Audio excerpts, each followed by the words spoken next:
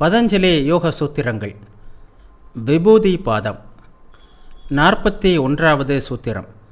சமானன் என்ற நாடியை வசப்படுத்துவதால் யோகியின் உடலை சுற்றி ஓர் ஒளி வீசுகிறது. இந்த சித்தி பெற்ற யோகி விரும்பும்போது அவனது உடலிலிருந்து ஒளி தோன்றுகிறது. 42.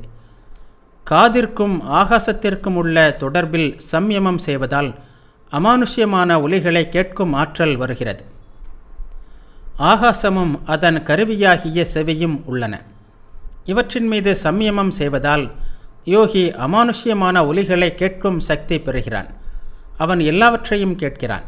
பல மைல்களுக்கு அப்பால் பேசப்படும் பேச்சையும் ஒலியையும் யோகியால் கேட்க முடியும். 43வது சூத்திரம். ஆகாசத்திற்கும் உடலுக்கும் உள்ள தொடர்பின் மீது சம்யமம் செய்வதால் உடம்பு பஞ்சு போல் லேசாகிறது.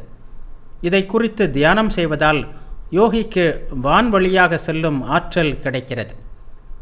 இந்த உடல் ஆகாசத்தினால் ஆனது.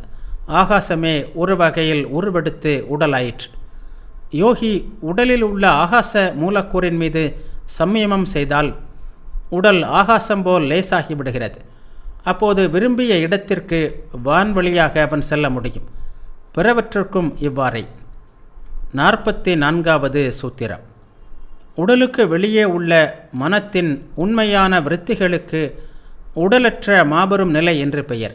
அதன் மீது சம்யமம் செய்வதால் ஆன்ம ஒளியை மறைக்கின்ற மறைப்பு விலகுகிறது. இந்த உடலில் மட்டும்தான் செயல்புரிவதாக மனம் மூடத்தனமாக எண்ணுகிறது. அது எங்கும் பறந்ததானால் ஓர் உடலில் உள்ள நரம்புகளில் மட்டும் ஏன் கட்டுப்பட்டிருக்க வேண்டும்? நான் உணர்வை ஏன் இந்த ஓர் உடலில் கட்டுப்படுத்தி வைக்க வேண்டும்? அதற்கு எந்த அவசியமும் இல்லை. விரும்பிய இடங்களிலெல்லாம் நான் உணர்வை உணர்வதற்கு யோகி விரும்புகிறான். உடலில் நான் உணர்வு இல்லாத நிலையில் மனதில் எழுகின்ற அலைகள் அகல்பித விருத்திகள், அதாவது உண்மையான விருத்திகள் அல்லது மகா விதேகம், உடலற்ற மாபெரும் நிலை என்று கூறப்படுகிறது. இந்த விருத்திகளின் மீது சம்யமம் செய்து வெற்றி பெற்றால் ஒளியை மறைக்கின்ற எல்லா மறைப்பும் அகல்கின்றன. எல்லா இருளும் அறியாமையும் விலகிவிடுகின்றன. ஒவ்வொன்றும் அறிவுமயமாக அவனுக்கு தெரியும். 45வது சூத்திரம். பூதங்களின் தூல மற்றும் சூட்சும தன்மை, அவற்றின் முக்கிய பண்புகள், அவற்றில் அடங்கியிருக்கும் தன்மை, ஆன்மாவின் அனுபவத்திற்கு பொருட்டாயிருத்தல், இவற்றின் மீது சம்யமம் செய்வதால் பூதங்களை வெற்றி கொள்ள முடிகிறது. ஐம்பூதங்களின் மீது முதலில் தூல நிலையிலும் பின்னர் சூட்சும நிலையிலும் யோகி சம்யமம் செய்கிறான்.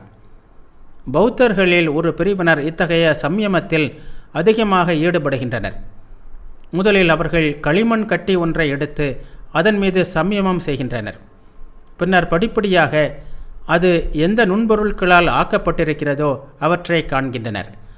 அவற்றையெல்லாம் கண்ட பிறகு அந்த பொருள் மீது அவர்களுக்கு ஆதிக்கம் உண்டாகிறது. இவ்வாறே யோகி எல்லா பூதங்களையும் வென்று அவற்றின் மீது ஆதிக்கம் செலுத்த முடிகிறது. 46வது சூத்திரம். அதிலிருந்து நுண்ணிய தன்மை, பிற சித்திகள், மகிமை பெற்ற உடல், உடலின் குணங்கள், அழியாமை எல்லாம் உண்டாகின்றன. யோகி அஷ்டமா சித்திகளையும், அதாவது 8 சித்திகளையும் எய்துவிட்டான் என்பது இதனால் விளங்குகிறது. அவன் தன்னை அணு போன்று சிறியதாக்கிக் கொள்ளலாம், மலை போன்றே பெரியதாக்கிக் கொள்ளலாம், பூமியை போன்று பளு உடையவனாக்கிக் கொள்ளலாம், காற்றைப் போன்று லேசாக்கிக் கொள்ளலாம். எதை விரும்பினாலும் அதை அடையலாம். விரும்பியவற்றின் மீது ஆதிக்கம் செலுத்தலாம். எல்லாவற்றையும் தன்வசமாக்கிக் கொள்ளலாம். சிங்கம் கூட ஆட்டுக்குட்டி போன்று அவன் காலடியில் அமர்ந்திருக்கும். அவன் விரும்பிய யாவும் நிறைவேறும். 47வது சூத்திரம். இனிய உருவமும் அழகும் ஆற்றலும் வைரம் போன்ற உடல் கட்டும் காய சம்பத் மகிமை பெற்ற உடல் எனப்படும்.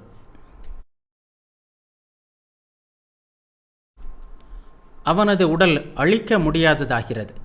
அதற்கு யாரும் எந்த தீங்கும் செய்ய முடியாது. அவன் விரும்பாமல் அவனது உடம்பை யாரும் அழிக்க முடியாது. காலம் என்னும் தடியை ஒடித்து எறிந்துவிட்டு பிரபஞ்சத்தில் தன் உடலோடு அவன் வாழ்கிறான். அவனுக்கு அதன் பின் நோயோ மரணமோ துன்பமோ இல்லை என்று வேதம் சொல்கிறது. 48வது சூத்திரம்.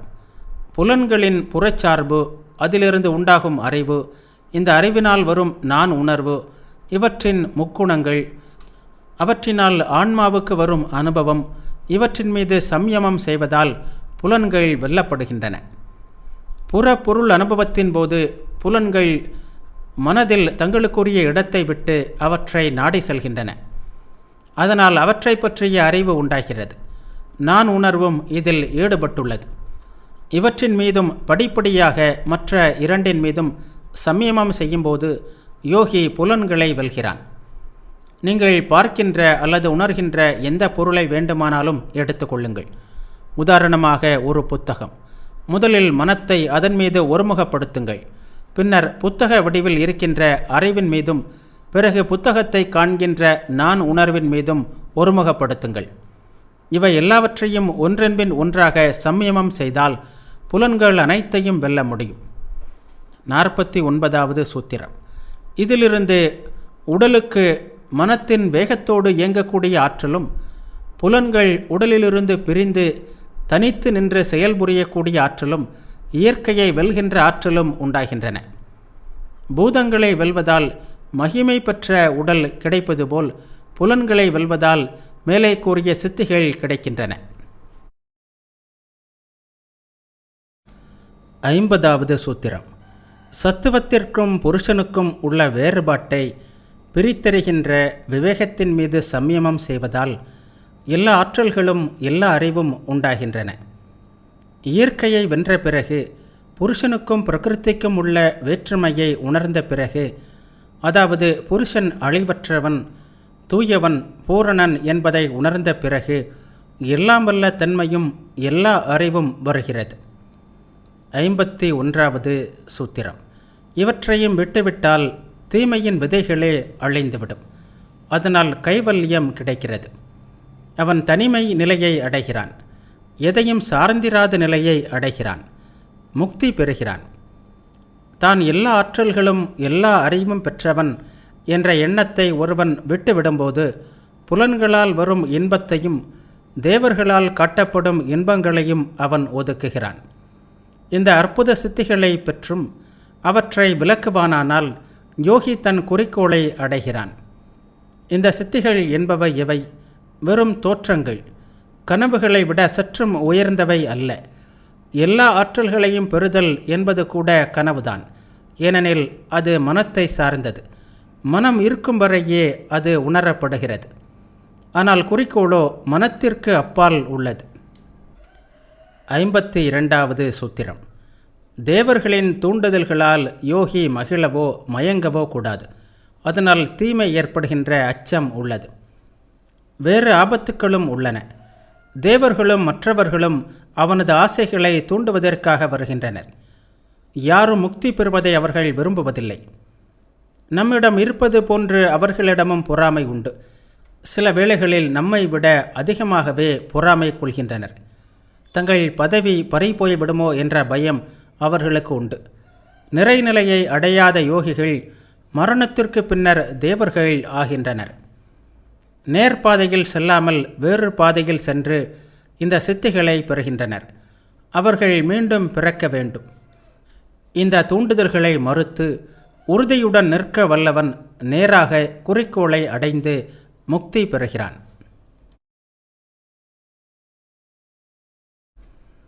53வது சூத்திரம். தேவர்களையும் சொர்க்கங்களையும் சித்திகளையும் நாம் எவ்வாறு புறக்கணிப்பது? விவேகத்தால் நல்லது எது கெட்டது என்று பிரித்தறிவதால். ஆதலால் விவேகத்தை திடப்படுத்திக் கொள்வதற்கான சம்யமம் கூறப்படுகிறது. அது கணப்பொழுதின் மீதும் அதன் முன்னும் பின்னும் உள்ள காலத்தின் மீதும் சம்யமம் செய்வது ஆகும். 54வது சூத்திரம். இனம், அடையாளம், இடம் இவற்றால் வேறுபடுத்தி அறிய முடியாதவற்றை கூட மேலே கூறிய சம்யமத்தின் மூலம் பிறக்கின்ற விவேகத்தால் அறிய முடியும். நாம் படும் துயரம் அறியாமையால் வருகிறது. உண்மையையும் உண்மையின்மையையும் வேறுபடுத்தி அறிய முடியாததால் விவேகமின்மையால் வருகிறது. நாம் எல்லோருமே தீமையை நன்மையாகவும் கனவை உண்மையாகவும் கருதுகிறோம். ஆன்மா ஒன்றே உண்மை பொருள். அதை நாம் மறந்துவிட்டோம். உடல் ஒரு பொய்க்கனவு. ஆனால் நாம் என்பது உடல்கள் என்று எண்ணுகிறோம். இந்த விவேகமின்மையே துயரத்திற்கு காரணம்.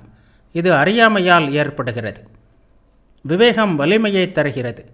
அப்பொழுதுதான் உடல், சொர்க்கலோகங்கள், தேவர்கள் போன்ற எண்ணங்களை நாம் விட முடியும்.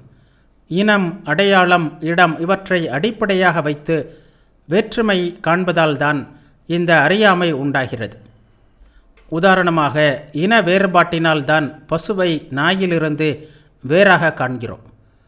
பசுக்களுக்குள் ஒரு பசுவை மற்றொரு பசுவிலிருந்து எவ்வாறு வேறுபடுத்தி காண்கிறோம்? அடையாளங்களால். இனி அடையாளங்களில் இரண்டு பொருட்கள் முற்றிலும் ஒத்திருக்கும்போது அவை வெவ்வேறு இடங்களில் இருக்குமானால் அந்த இட வேறுபாட்டால் வேறுபடுத்துகிறோம். இனம், அடையாளம், இடம் இவற்றின் துணையால் கூட பாகுபடுத்த முடியாதபடி பொருட்கள் கலந்து இருக்குமானால் மேலே கூறப்பட்ட பயிற்சிகளால் பெறுகின்ற விவேகத்தின் மூலம் அவற்றை பிரிக்க முடியும். புருஷன் தூயவன், பரிபூரணன். பிரபஞ்சத்தில் உள்ள ஒரே தனிப்பொருள் அவன் மட்டுமே. இந்த உண்மையையே யோகிகளின் மிக உயர்ந்த தத்துவம் அடிப்படையாக கொண்டுள்ளது. உடலும் மனமும் செயற்கை பொருட்கள்.